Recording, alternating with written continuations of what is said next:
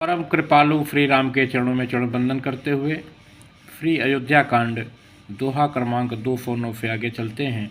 श्री राम जय राम जय जय राम, श्री राम जय राम जय जय राम।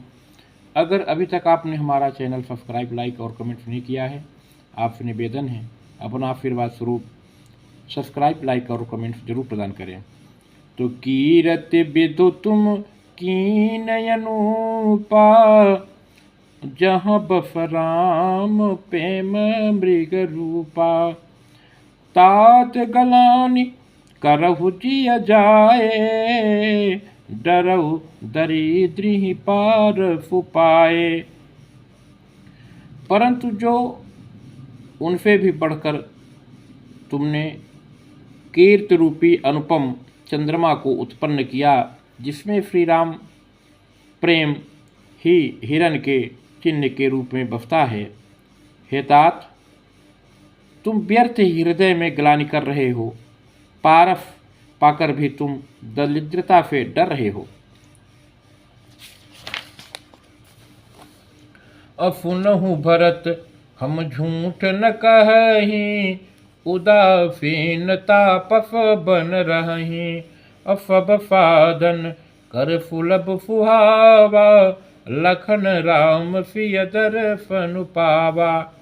हे भरत, सुनो, हम झूठ नहीं कहते, हम उदासीन हैं, किसी का पक्ष नहीं करते, तपस्वी हैं, किसी की मुँह देखी नहीं कहते और वन में रहते हैं, किसी से कुछ प्रयोजन नहीं रखते।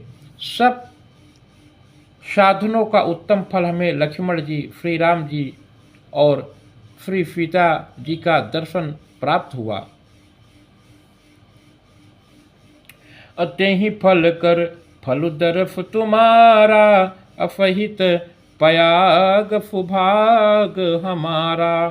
भरत धन्य तुम जस जग जगु जयऊ, अकहि यस प्रेम मगन मुनि भयऊ। सीता लक्ष्मण सहित श्री राम दर्शन रूप उस महान फल का परम फल यह तुम्हारा दर्शन है। प्रयागराज समेत हमारा बड़ा भाग्य है। हे भरत, तुम धन्य हो, तुमने अपने यश से जगत को जीत लिया है। ऐसा कहकर मुनि प्रेम में मग्न हो गए। तो सुनि मुनि बचन सभा सदहर से, साधु सराहि सुमन सुन बर से।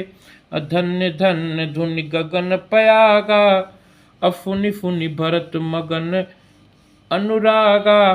भरद्वाज मुनि के वचन सुनकर सभा सदहर्षित हो गए। साधु साधु कहकर सराहना करते हुए देवताओं ने फूल बरसाए। आकाश में और प्रयागराज में धन्य धन्य की ध्वनि सुनकर भरत जी प्रेम में मग्न हो रहे हैं। तो पुलक गात हिय राम सिय, सजल फरो नैन। अकरि प्रणाम मुनि मंडलि, बोले गद गद बैन। भरत जी का शरीर पुलकित है, हृदय में श्री राम श्री सीताराम जी हैं और कमल के समान नेत्र प्रेमाश्रु के जल से भरे हैं। वे मुनियों को मंडली को प्रणाम करके गदगद वचन बोले।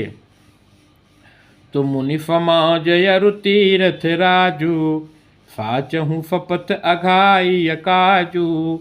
और यही थल जो कुछ कही बनाई, यही सम अधिक न अघ अघमाई। मुनियों का समाज है और फिर तीर्थ राज हैं। यहाँ सच्ची सौगंध खाने से भी भरपूर हानि होती है। इस स्थान में यदि कुछ बनाकर कहा जाए तो इसके समान कोई बड़ा पाप और नीचता न होगी। तो तुम सर्वज्ञ कहूँ सति भाऊ, उर अंतर जामी रघुराऊ। और मोहिन मातु कर तब कर सोचू, नहीं दुख जिय जगु जियानि ही पोचू। मैं सच्चे भाव से कहता हूँ, आप सर्वज्ञ हैं और श्री रघुनाथ जी हृदय के भीतर को जानने वाले हैं। मैं कुछ भी असत्य कहूँगा तो आपसे और उनसे छिपाकर नहीं रह सकता। मुझे माता कैकेयी की करने का कुछ भी सोच नहीं, और ना मेरे मन में इसी बात का दुख है कि जगत मुझे नीच समझेगा। नाहिन डरो बिगरहि परलोको, पितहु मरन कर मोहि न फोको। फुकित फुजफ भर भुवन फुहाए, लक्ष्मण राम फरिफ फुत पाए। ना यही डर है कि मेरा परलोक बिगड़ जाएगा, और ना पिताजी के मरने का ही मुझे शोक है, क्योंकि उनका सुंदर पुण्य और सुयश विश्व भर में सुशोभित है। उन्होंने श्री राम लक्ष्मण सरीखे पुत्र पाए। तो राम बिरह तज तनु छन भंगु, भूप फोच कर कवन प्रसंगु। राम लखन फिय बिन पग पनहि, कर मुनि बेफ फिरहि बन बनहि। फिर जिन्होंने श्री रामचंद्र जी के विरह में अपने क्षणभंगुर शरीर को त्याग दिया, ऐसे राजा के लिए सोच करने का कौन प्रसंग है। सोच इसी बात का है कि श्री राम जी, लक्ष्मण जी और सीता जी पैरों में बिना जूती के मुनियों का वेश बनाए बन बन फिरते हैं। अजिन बफन फल यफन मही, शयन डाफ कुशपात। अब फितर तर निज फहत हिम, आतप बरफा बात। वे बतकल वस्त्र पहनते हैं, फलों का भोजन करते हैं, पृथ्वी पर कुफ और पत्ते बिछाकर सोते हैं, और वृक्षों के नीचे निवास करके नित्य सर्दी गर्मी वर्षा और हवा सहते हैं। तो यही दुख दाह दाए दिन छाती, भूख न बाफर नींद न राती। अहि कुरोग कर औषध नाही, शोधेव सकल विश्व मन माही।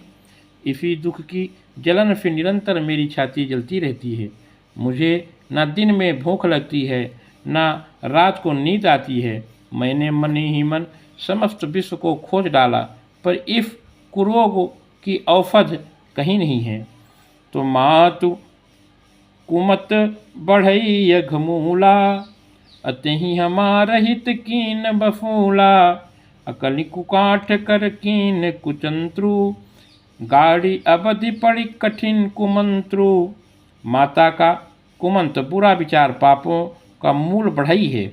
उसने हमारे हित का बफूला बनाया, उससे कलह रूपी कुकाठ का कुयंत्र बनाया, और 14 वर्ष की अवधि रूपी कठिन कुमंत्र पढ़कर उस यंत्र को गाड़ दिया। यहाँ माता का कुविचार बढ़ई है, भरत को राज्य बफूला है, राम का वनवास यंत्र को गाड़ दिया है, कुयंत्र है, और 14 वर्ष की अवधि कुमंत्र है।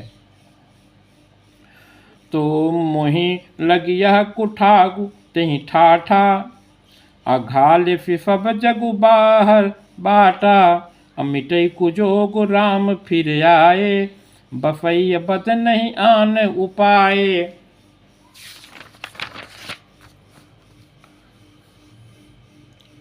मेरे लिए उसने यह सारा कुघाट बुरा फाज रचा, और सारे जगत को 12 बाट छिन्न भिन्न करके नष्ट कर डाला। यह कुयोग श्री रामचंद्र जी के लौट आने पर ही मिट सकता है, और तभी अयोध्या बस सकती है, दूसरे किसी उपाय से नहीं। तो भरत बचन सुन मुनि सुख पाई, अफबहि कीन बहु भांति बढ़ाई। तात करहु जन सोच विशेषी, सब दुख मिटहि राम पग देखी। भरत जी के वचन सुनकर मुनि ने सुख पाया, और सभी ने उनकी बहुत प्रकार से बड़ाई की। मुनि ने कहा, हे तात, अधिक सोच मत करो, श्री रामचंद्र जी के चरणों का दर्शन करते ही सारा दुख मिट जाएगा। करि प्रबोधि मुनि बर कहु, अतिथ प्रेम प्रिय हो। कंद मूल फल फूल हम देहि लेहि करि छोह। इस प्रकार मुनिश्रेष्ठ भरद्वाज जी ने उनका समाधान करके कहा, अब आप लोग हमारे प्रेम प्रिय अतिथि बनिए और कृपा करके कंद मूल फल फूल जो कुछ हम दें स्वीकार कीजिए। श्री राम जय राम जय जय राम। श्री राम जय राम जय जय राम।